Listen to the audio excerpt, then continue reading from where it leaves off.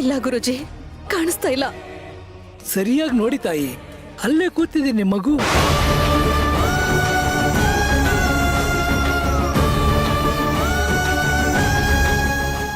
ನನಗೇನು ಕಾಣಿಸ್ತಾ ಇಲ್ಲ. ಯಾಕೆ ಗುರುಜಿ? ಕೆಲವೊಂದು ಸಂದರ್ಭದಲ್ಲಿ ನಾಯಿ ಕಚ್ಚಿದ್ರೆ, ಸರ್ಪ ಕಚ್ಚಿದ್ರೆ ನಮಗದು ಗೋಚರಿಸಲ್ಲ ತಾಯಿ. ಇಲ್ಲ, ಹಾಗೇನೂ ಇಲ್ಲ. ಮೈಲಿಗೆ ಆಗಿದ್ರು ಕಾಣಿಸಲ್ಲ. ನನಗ್ ತಿಳಿದ ಹಾಗೆ ಆ ಥರ ಎಲ್ಲ ಏನೂ ಇಲ್ಲ. ಇಲ್ಲ, ನೀವು ಬರುವಾಗ ಏನಾದ್ರೂ ಮುಟ್ಟಿ ಮೈಲಿಗೆ ಆಗಿರ್ಬೇಕು, ಅದಕ್ಕೆ ನಿಮಗ್ ಕಾಣಿಸ್ತಾ ಇಲ್ಲ.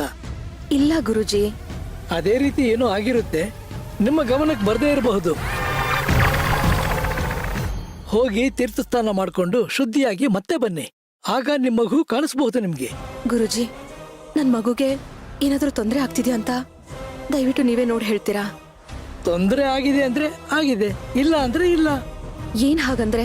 ಅಂದ್ರೆ ಇಲ್ಲಿ ತನಕ ಮಗು ಜೀವಕ್ಕೆ ಯಾವುದೇ ಅಪಾಯ ಆಗಿಲ್ಲ, ಮುಂದೆ ಗೊತ್ತಿಲ್ಲ.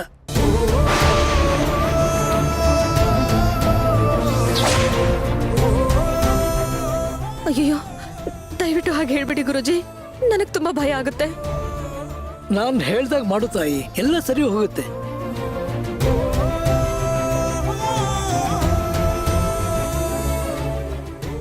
ಅಕ್ಕ, ಹೊರಡೋಣವಾ? ಬರ್ತೀವಿ.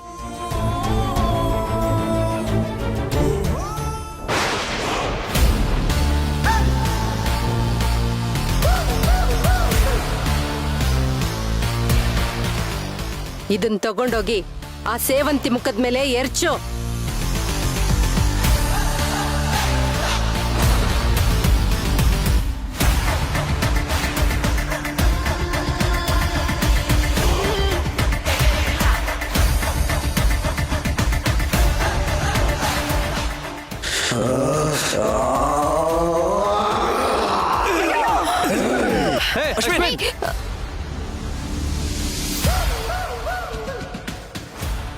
ಗುರುಜಿ, ನಿಮ್ಗೆ ಯಾರಾದ್ರೂ ಮಾಟ ಮಂತ್ರ ಮಾಡೋ ಹೆಂಗ್ಸ್ ಗೊತ್ತಾ?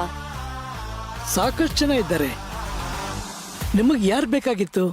ಯಾಕೆ ಬೇಕಾಗಿತ್ತು? ಅವರು ಕಪ್ಪಬಟ್ಟೆ ಹಾಕೊಂಡು ಕೈಯಲ್ಲಿ ಮಂತ್ರದಂಡೆ ಹಿಡ್ದಿರ್ತಾರೆ. ನೋಡಮ್ಮ, ಕ್ಷುದ್ರ ಶಕ್ತಿ ಆರಾಧಕರೆಲ್ಲ ಕಪ್ಪು ಬಟ್ಟೆ ಧರಿಸಿರ್ತಾರೆ, ಕೈಯಲ್ಲಿ ಮಂತ್ರದಂಡವನ್ನ ಹಿಡಿದಿರ್ತಾರೆ. ಅವರ ಹೆಸರಾದ್ರೂ ನಿಮಗ್ ಗೊತ್ತಿದೆಯಾ? ಗೊತ್ತಿಲ್ಲ ಗುರುಜಿ, ಆದ್ರೆ ನಾನು ಅವ್ರನ್ನ ನೋಡಿದ್ದೀನಿ. ನೋಡಮ್ಮ, ನೀವು ಯಾರ ಬಗ್ಗೆ ಹೇಳ್ತಾ ಇದೀರೋ ನನಗೆ ತಿಳಿತಾ ಇಲ್ಲ. ಒಂದ್ ಕೆಲಸ ಮಾಡಿ, ಅವ್ರ ಫೋಟೋ ಏನಾದ್ರೂ ಇದ್ರೆ ತಗೊಂಬನ್ನಿ. ಫೋಟೋನಾ? ಇಲ್ಲ ಗುರುಜಿ. ಹಾಗಿದ್ರೆ ಹುಡ್ಕೋದು ತುಂಬಾ ಕಷ್ಟ ಅಮ್ಮ. ಸರಿ ಗುರುಜಿ, ಬರ್ತೀನಿ.